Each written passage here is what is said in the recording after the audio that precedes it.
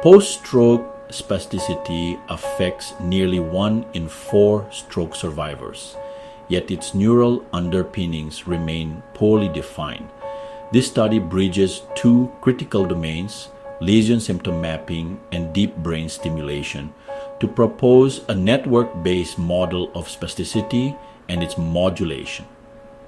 Through meta-analysis of voxel-based lesion studies, researchers identified 2 key lesion clusters, one in the thalamus and caudate nucleus, and another in the putamen and globus pallidus.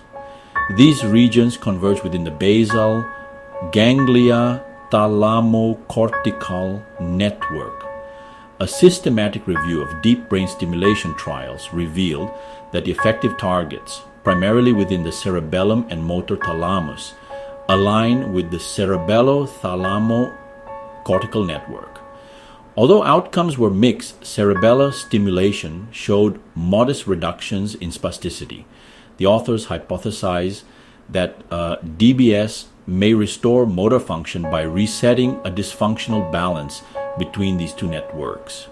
This insight reframes spasticity not as a focal deficit, but as a network-level disruption, opening new avenues for precision neuromodulation.